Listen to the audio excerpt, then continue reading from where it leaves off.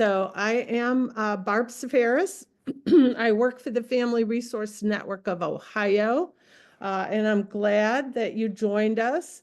This is what I'm going to share today are resources and tools that are pretty new, and the FRNO has never shared these resources in an open fashion open to anyone in the state. I have shared them with agencies who have asked me to come and talk to families, but have never done this as an open session that anyone can attend. So again, I mentioned that on our website, frnohio.org, we have lots of videos, lots of information, a calendar about upcoming events. And also, if you are a Facebook user, please go to our Facebook page.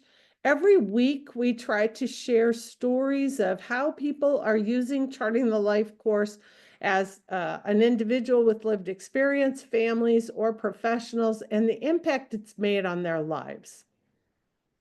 We're able to share this information and provide this training because of very generous funding from the Ohio Department of Developmental Disabilities and the Ohio Department of Education and Workforce. So we're glad you're here. A little bit about me. If no one has heard of me before, I'm going to be very quick. I'm from the Northeast Ohio area. I worked for the Cuyahoga County Board for 36 years, but I have been a caregiver. I have been a caregiver since I was a young child. And I have supported several different family members, including siblings, an aunt, a grandmother, a partner, and my mother, all unpaid. So, and that is probably for this presentation, that is probably the most important role I have. You have several handouts. Erica from the Family Resource Network of Ohio is on the call, and she will be putting information. Yeah, she will be putting information in chat. She will also put the handouts in chat. These handouts are a little different than the other resources that you may be familiar with from the Nexus. These handouts were developed by the Life Course Nexus at the University of Missouri, Kansas City, and Elevance Health, because they had a mutual concern about caregivers and caregivers taking care of themselves. So why is it so important to look at the role of caregivers? As I'm talking about this slide, type in chat what percentage of people in Ohio with intellectual and developmental disabilities live with their families? Just take a guess, type it in chat as I talk about what we're doing in Ohio.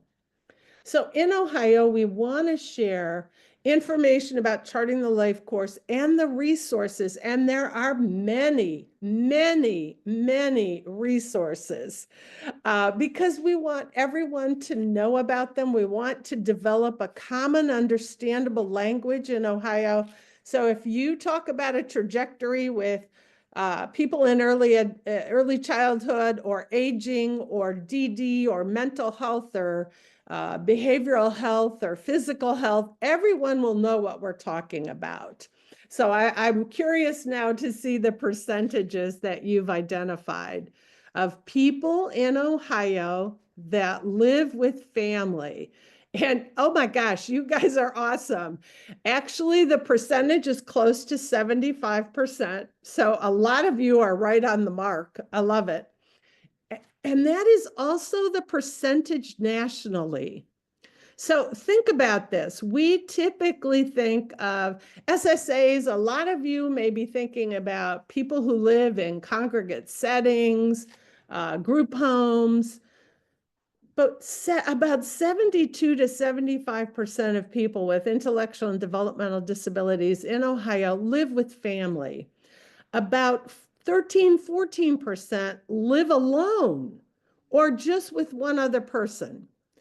And the rest, about 13 or 14%, live in those settings that we call congregate settings. They live with several people, maybe up to 4 people or more, who have disabilities, and they have staff 20 around the clock. So why is looking at caregivers and supporting them to recognize the importance of taking care of themselves so important? Because if they didn't provide the supports to their loved ones, we as a system could not replace them. We cannot afford to do that.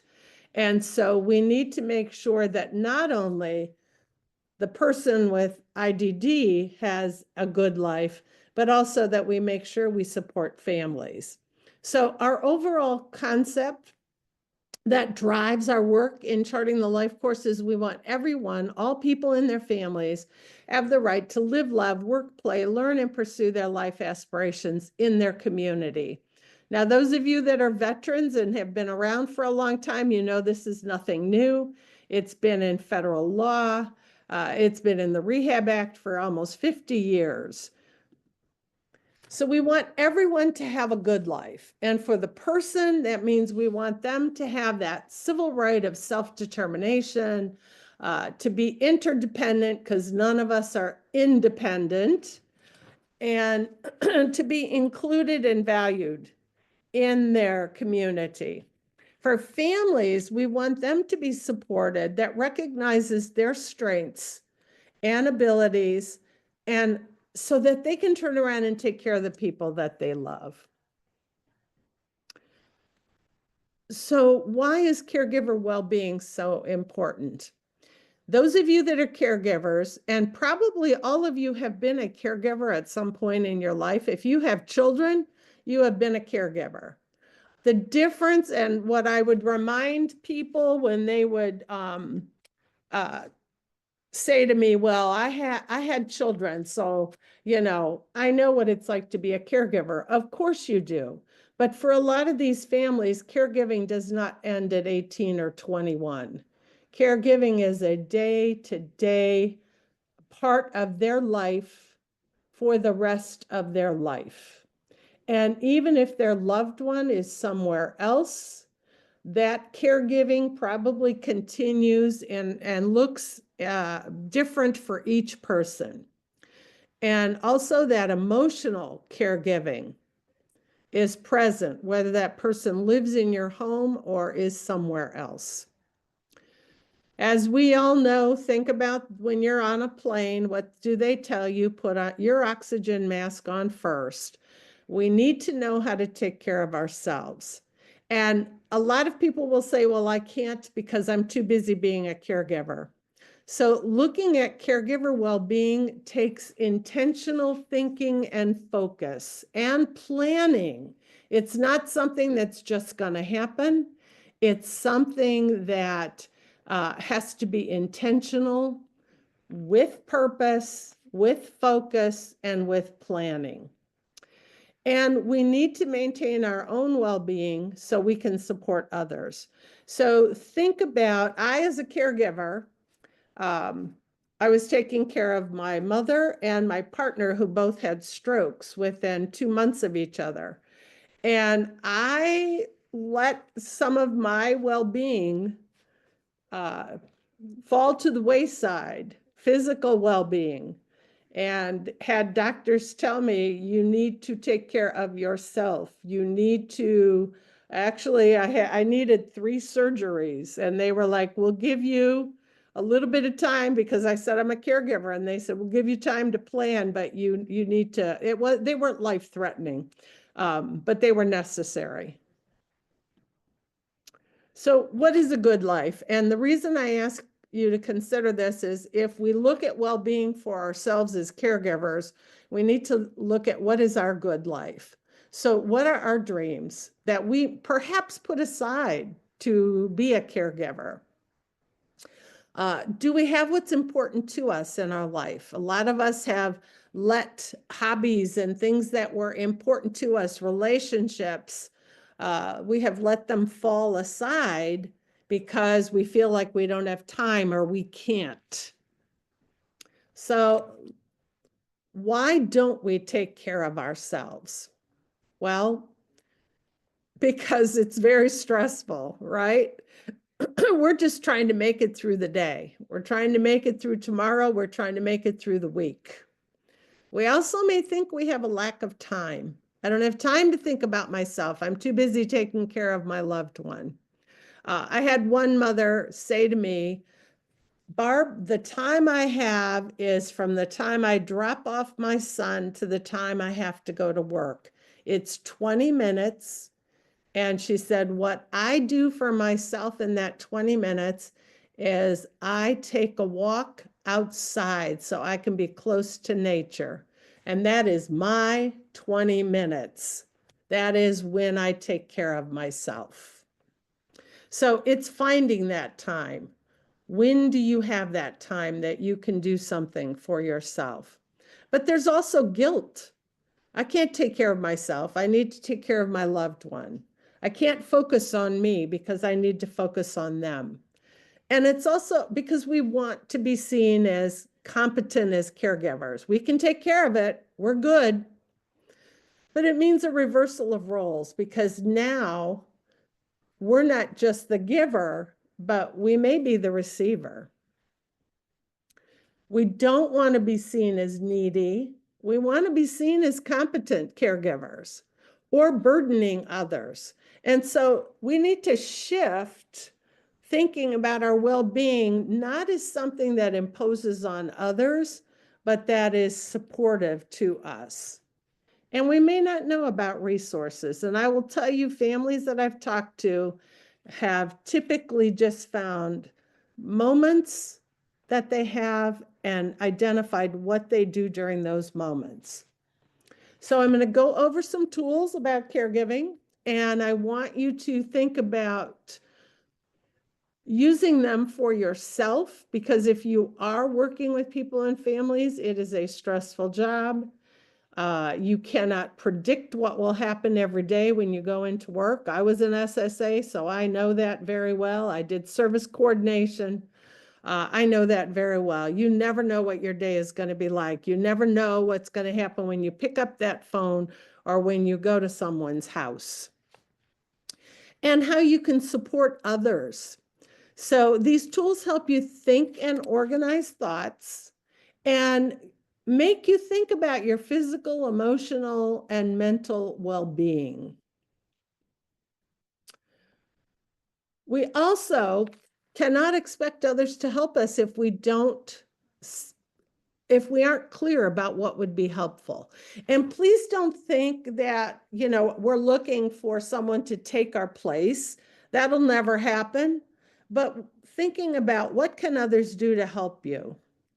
And then thinking about what resources might be available to support you.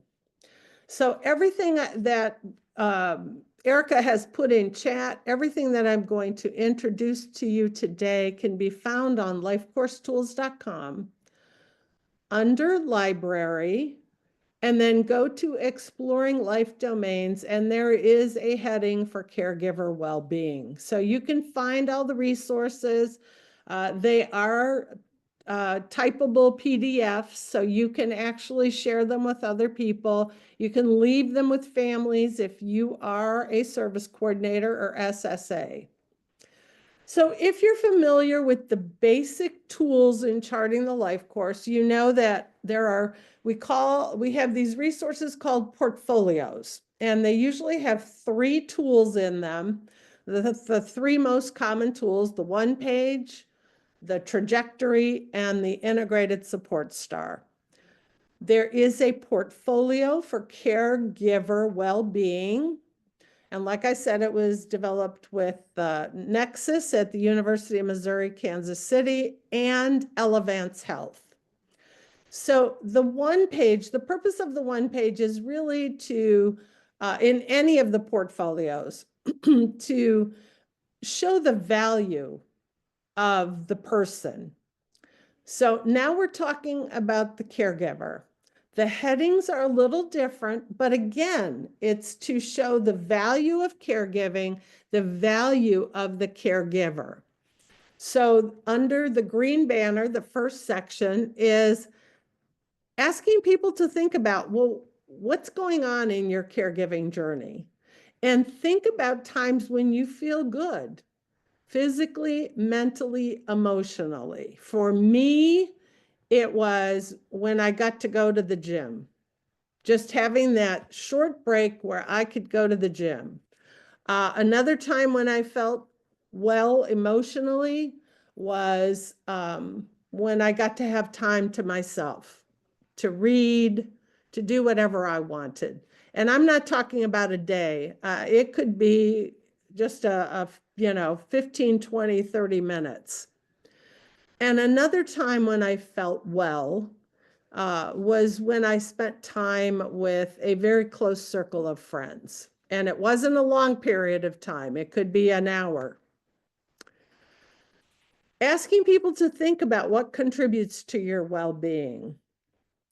And what were you doing? So I was reading, I was exercising, I was having a meal with friends.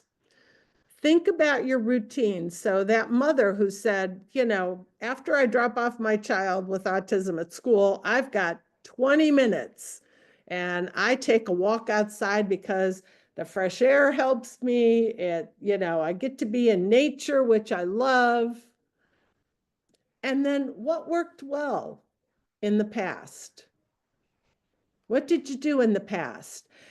And some people have given up what they do in the past. They gave up their book club. They gave up their exercise class. They gave up even some of their faith-based or spiritual practices because they didn't feel they had time. In the orange section, if you had the time, what would you do? What would make you feel like you? What would you want to do more? What are things that you used to do in the past and you haven't been able to do them, but you want to do them now? And that also gave people, let's be very intentional, let's be purposeful. Let's not just look at, well, it would be great if I had a week off, but what are those small things that you can do? And then the blue section is, what are you doing that other people can do? So I'm the type of person, and I'm sure a lot of you that are caregivers are the same way. You don't like to ask for help. You don't want anybody to see that you can't do it all yourself. And it was hard to ask for help. So I had to start thinking about, well, what do I do that other people can do? And the one time of the day, if I was working or if I was going to have a meal with friends, was dinner. And I realized that someone else could come in and heat the food that I had prepared. It didn't have to be me. And that would give me a break. And that would support me to have what I needed for my well-being. I didn't do it every day. I didn't even do it every week, but I knew that I had, some of you are nodding. I knew that I had supports if I said, can you just come in and microwave the meal? It's already made. It's in the refrigerator. Can you make sure they have their food, the drink, and the TV is on? That's all. Just something very small when you think about caregiving. And then you probably have seen the trajectory before. One of the principles in charting the life course is we need to have a vision. What is a good life? What do we want? And just as important, what don't we want? So the trajectory will look a little different, but I just want to go over the basics. So what do you want? For me, I did not want to get sick. I did not want to be so tired, overworked, exhausted, and also depressed so that I could not provide care. Think about what you don't want. I was very cautious about who would come in my house and help. I didn't want people who would be bossy. I didn't want people who would make my mother or my partner feel like they were incompetent, even though they had strokes, needed supports, and were experiencing dementia. It's like, don't talk to them like they're children. Don't monitor them. Don't check. I'll take care of that. You just come in and heat the meals or whatever I ask them to do. You also may have seen, nice. Oh, Lisa typed in chat that she uses not mail delivery, meal delivery services. So she doesn't have to think about what to cook. That's awesome. That's a great service. That's a service and support. So this is a planning trajectory. And the trajectory that I'm going to share for caregiver well-being kind of looks like this planning trajectory, because you not only look at what you want, what you don't want, but what's worked in the past, what hasn't worked in the past, and what do we need to do to move forward. So this is the trajectory for caregiver well-being. And again, on the far right is that vision. What is a good life for my emotional, physical, mental well-being? What is a good life? So a good life for me was seeing my friends occasionally. A good life for me was also spending time with my caregiver, my mother and my partner, that were not time that was not strictly caregiving, if you understand. So I enjoyed, I wanted to make sure that I had time with my partner, just watching a movie that we both wanted to watch, or very rarely going out to dinner, or watching a Cleveland baseball game, because we both liked watching the baseball games. So good life was not just being away from caregiving, but also the time I spent, that it was not just caregiving, but it was really a relationship. So as a sibling, I did not provide the day-to-day care for my brother later in his life, but I've heard a lot of siblings just say, I just want to be the brother or the sister. I just want to have that kind of time. And then looking at, in that purple box on the left, what is your vision for your physical, mental, and emotional well-being? I already said I didn't want to get sick. I didn't want to not be able to provide the care. So I was super cautious, I didn't want to do anything risky. I was very careful where I was, who I was around.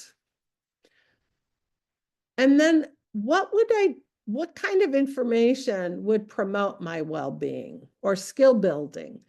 And I looked at not only my skill building, but skill building. What skills did my mother and partner need? I looked at using technology to remind them to do things, as opposed to me having to be a nag and a what that starts with a B.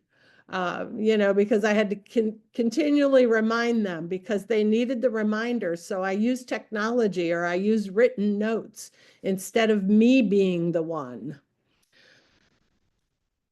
How would opportunities for connecting and networking with others contribute to my well-being? I miss being with people. And so that meal twice a month was very important to me. I realized I could not go to church, because that was a time frame that if I was missing, it caused anxiety for them and for me. And so I did miss that for a while. And couldn't figure out a way to do anything, because the people I that could help me also went to church. And so that didn't work out for our schedules.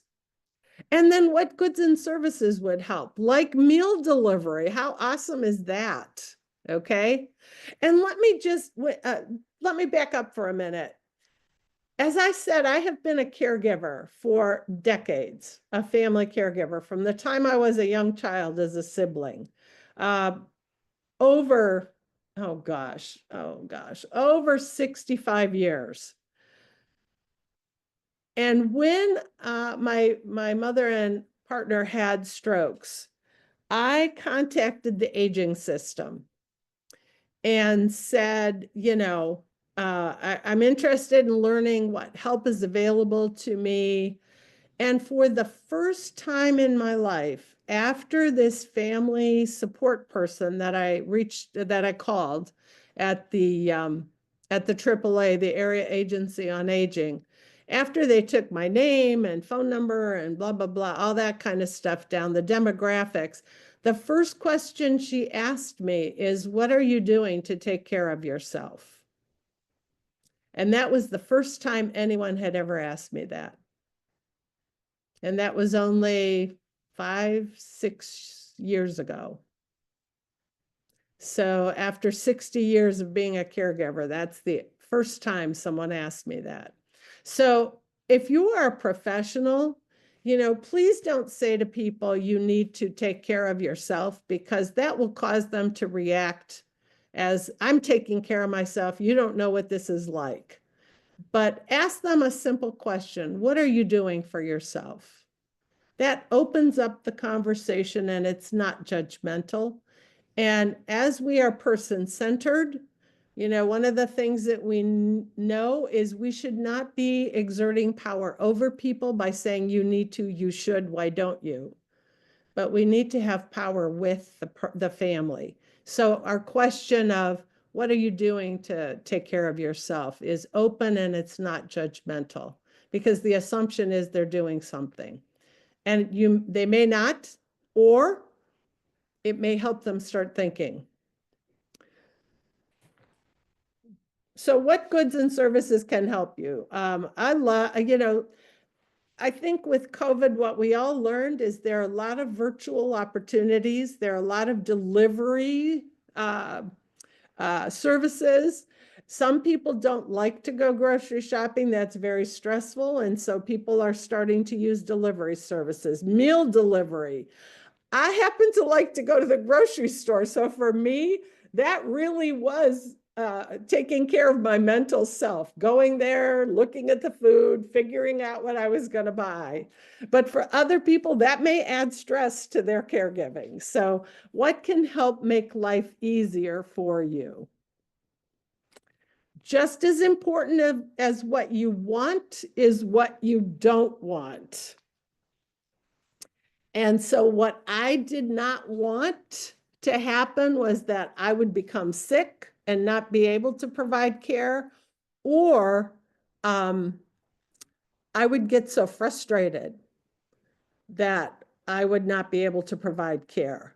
So I made sure I had short breaks, even if it was the television providing me the break.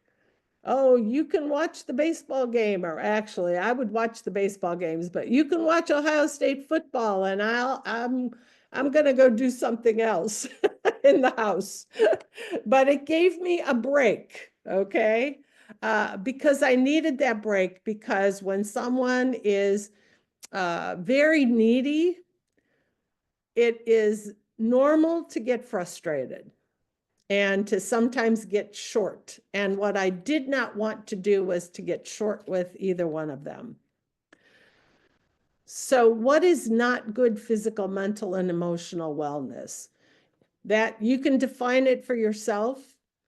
I did not want to overeat. I knew that would be something I would do. Or I would not exercise, and I knew that I would not feel well if I did not exercise, or get out and walk, or do anything for my physical well-being.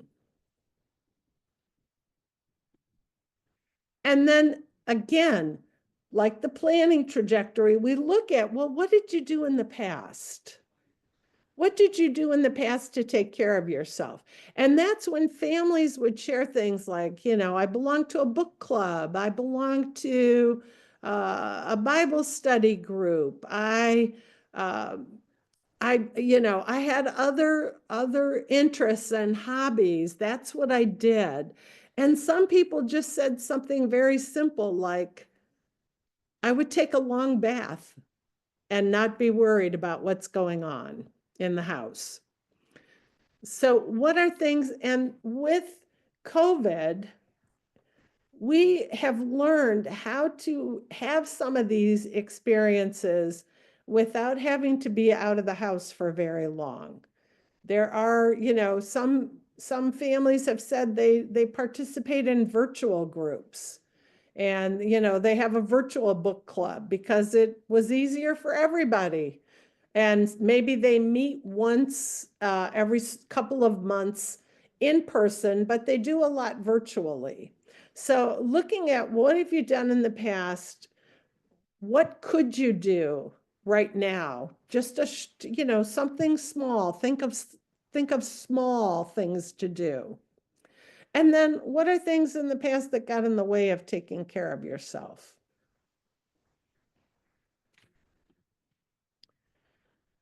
As with the planning trajectory, we look at what we want, our vision, we look at the past, and then we look at what do we need to do to move forward. So moving forward, if I have my good life and I take care of my well-being, what do I need to have in place or improve? How do I improve my own well-being while continuing to care for others? So what can I do? I had to reach out to people. I had to admit that I needed help. And that was the hardest first step. Can you help me?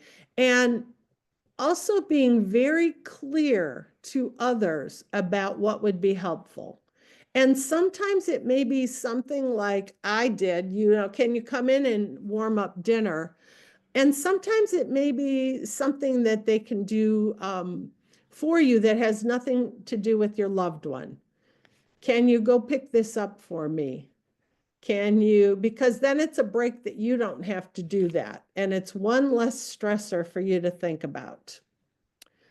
I have a friend who's a sibling. She probably provides the most support to her sister, but they have two other siblings that live close by. And she said, they do nothing. She said, and I had to be very intentional about asking them to do something very simple.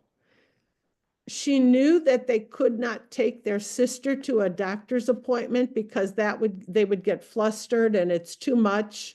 So she asked them, can you take our sister to get her hair done? Can you take our sister to get her nails done? Something that doesn't require having a conversation with a medical professional, making sure the medical professional knows everything. So she was very intentional about her asks. This is something you can do. It would really help me a lot.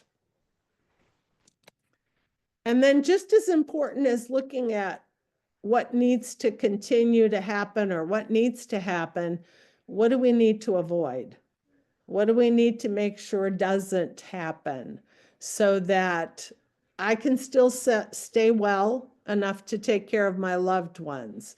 And what do I need to be aware of? Once you identify what your well-being looks like, then you can start looking at what can help me. What are the supports that can help me?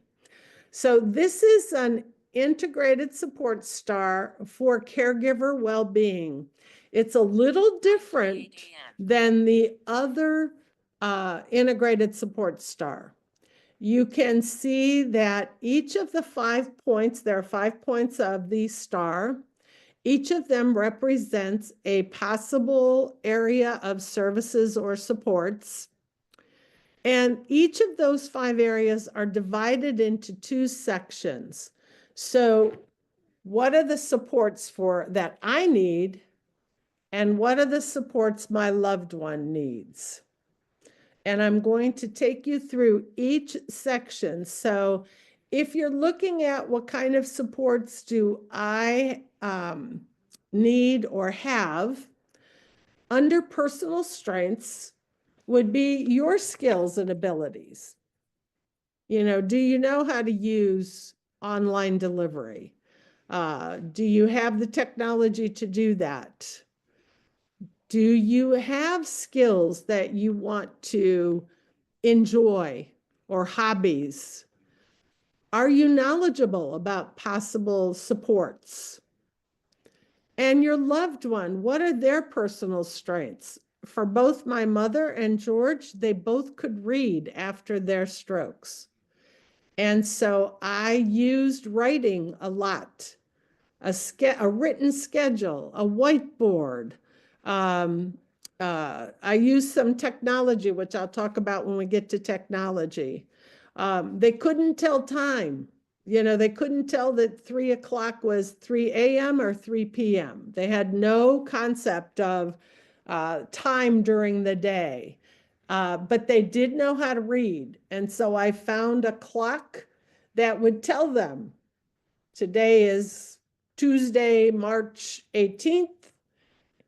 It is morning. Yeah, it's morning. It's 9:40 a.m. It's morning. And I could set it to let them know when to take medications and when it was time to eat. And because they could read, I did not have to answer the infamous question of what time is it? Is it time for lunch? Is it time for breakfast? I could write a schedule out. For some people, I'm a retired speech language pathologist. Maybe they can't read, but they can use pictures and understand pictures or videos.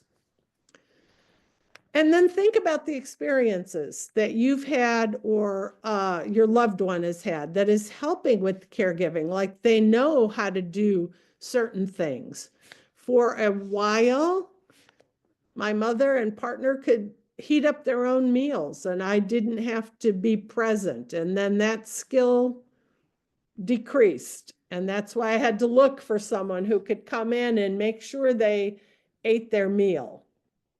Yes, a visual schedule, whatever way it works. Photographs, symbols, written words, whatever would work. And then technology. What technology can you use to make your life easier? I already told you about the clock that I purchased on Amazon that would tell them what time of the day it was, whether it was morning, afternoon, evening, or nighttime.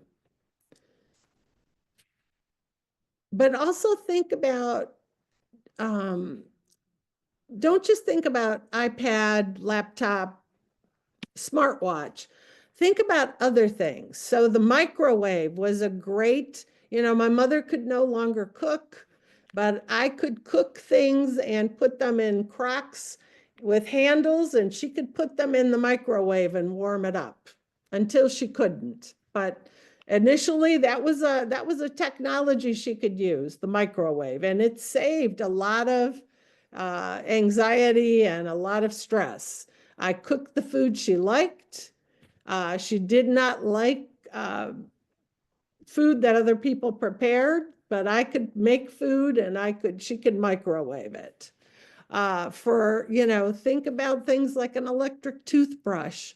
If they have trouble remembering to brush their teeth or they have difficulty, think about low tech.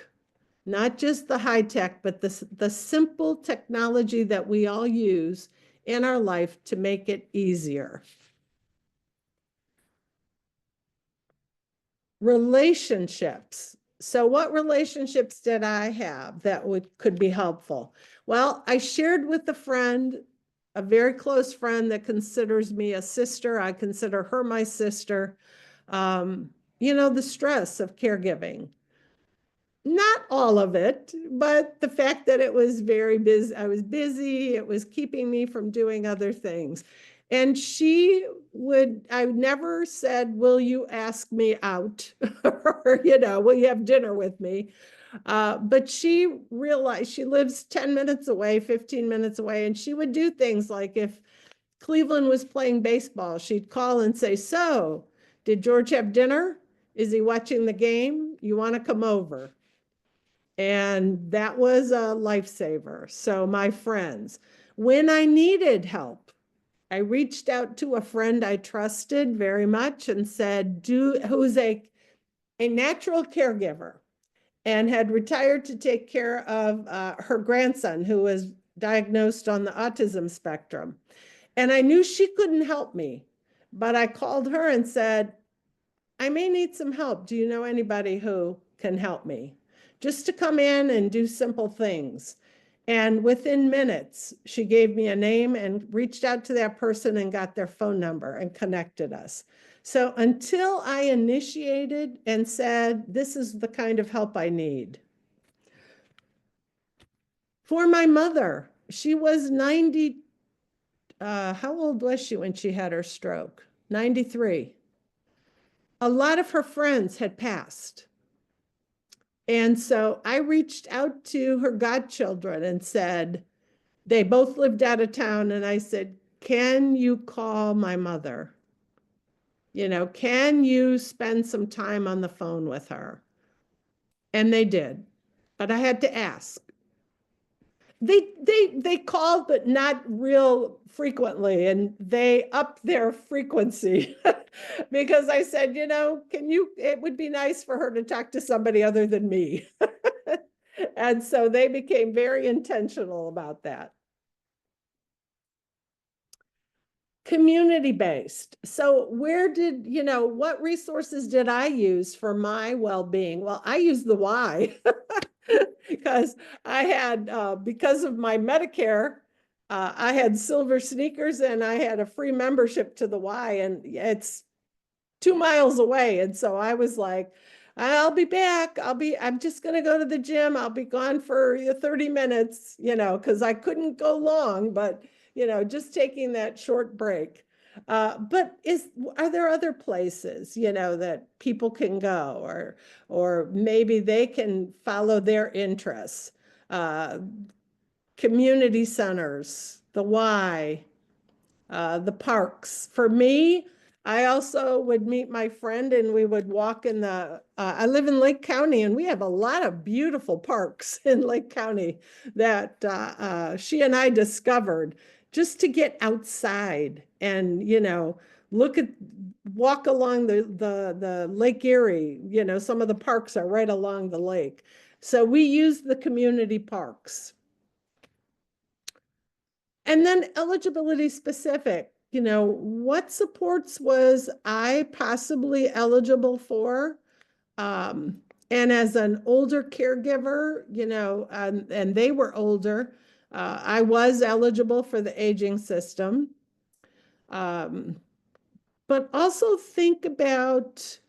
don't just think about eligibility being disability centered.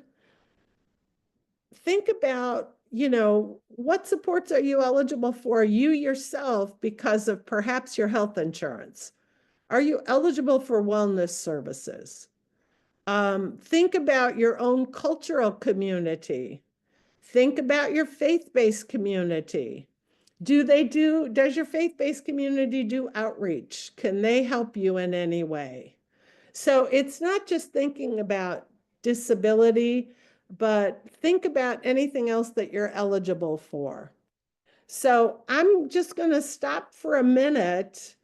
What have you perhaps used? What do you do to take care of your well-being? If you could type in chat.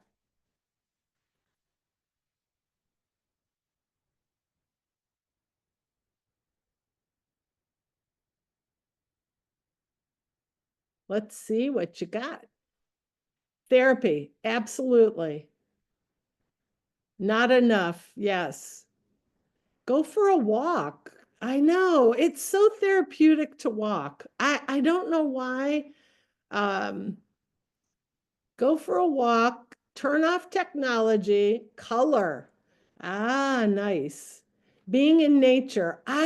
So many families, when I talked to them, said taking a walk, going outside, just being outside and being in nature. Okay, ask neighbors to take care of children while wife and I could go to dinner. Absolutely. Absolutely. And a lot of times families have, if they're concerned because maybe their child, um, people may be hesitant to watch their children if their disability requires some special attention. I don't know how to put it better. It may be flipping with other parents. I'll watch your kids, you watch my kids for a while. Maybe talking to former teachers, talking to people who have been a paid provider and are no longer a paid provider. And I mean teachers, I mean, instructor assistants, maybe day program staff, people who would be comfortable and you would be comfortable leaving them. Spend time outside, walks, again, walks. I love it. Saturday morning, occasional breakfast with a friend. Isn't the power of, for me, having someone else serve me a meal was just so relaxing and such a gift. So, do you want to go out? Yeah. Massages. Oh, Andrea, I'm so glad you said that. Visit the local library for events and programs and get books to read. I don't know what SOP therapy is, Regina. What's SOP? Your hobbies, having alone time. Yep. Puzzles like kids, shopping hobbies. I did not go shopping, and by shopping I don't mean buying. I didn't go shopping for so long that when I finally went out because I needed something, I was like so hyper about it versus before I would just go and walk and take my time and look. And all of a sudden I was like, oh my gosh, I've got to go get it and leave quick. Exercise, water my plants, drink coffee, take a bike ride, going fishing. Good, good. I don't know what SOP therapy is. I got to look that up. Thank you for sharing. Great ideas. Again, we're not looking for someone to replace us. We're looking to be intentional, excuse me, and thoughtful about what we need and giving ourselves that opportunity to take care of ourselves, whether it's for a short amount of time or a long amount of time. I remember talking with one group of families, and Pedro, as you mentioned, he said, I can never take my wife out to dinner because our son has such intense physical support needs all day long. And I said to him, you're part of a faith-based community that supports people with disabilities. Is anyone in that community somebody that you could trust to come over to your house for an hour or two so that you and your wife can go to dinner? And he just said, oh my gosh, I never even thought of that. I said, and then you can reciprocate in some way. Maybe you can watch their child, or maybe their child wants to learn something that you have a skill and you can teach them. So who do you know in your network? Who do you know in your circle that might be able to provide that support? So please remember, take time for yourself. Don't feel guilty. It's not a luxury, it is a necessity. Be intentional. Think about what it is that is really meaningful for you and that would really support you and feed you. Start small, be very specific in your asks so that, because people want to help, but how many times have people done stuff for you and you're thinking, boy, that really did not help. So be intentional. Make it very specific. Know what you're asking for. It could be something related to your loved one. It could be something else that just gives you a break. And share it. People don't know what to do if you don't tell them. And I know that's hard for all of us because we want to be seen as we can do it all. We are good. Today's session, there was a question in chat. Today's session is being videotaped. It will be on frnohio.org. Give us a couple of work days to get that done because Erica's on the call, but Erica and I have many more commitments today. So give her some time to get the video up on the website. So thanks for asking. So make sure you take breaks. Think about that mother who dropped off her child with autism and then took 20 minutes before she went to work and walked. Find a place that's comfortable for you. Sometimes people just go sit in a different part of the house. I told you the mother who just wanted to take a bath. Just let me relax in my own bathtub. Treat yourself the way you would treat a good friend. Practice whatever works for you. Mindfulness, breathing. I love that somebody said therapy. And talk to a trusted friend that you can, talk to and share, and they're not going to judge you. And they're going to say, what can I do to help you take some time for yourself? So as we finish up, any aha moments or something you're thinking, I've got to remember this, or I'm going to apply this. And you can type in chat, or if you can unmute, you can certainly share. Enjoy a cup of coffee listening to the birds. Oh, nice, nice, nice. Any aha moments, anything you're thinking, you know what? I need to do this. Or any of you that are professionals, are you thinking of how you might share this with someone who has said, I'm exhausted? Again, we have to have a reason for sharing resources and having conversations, not just, here, I heard about this today. This would be great. Unmute or chat. It's okay. There's 30 some of us on the call. No aha moments, huh?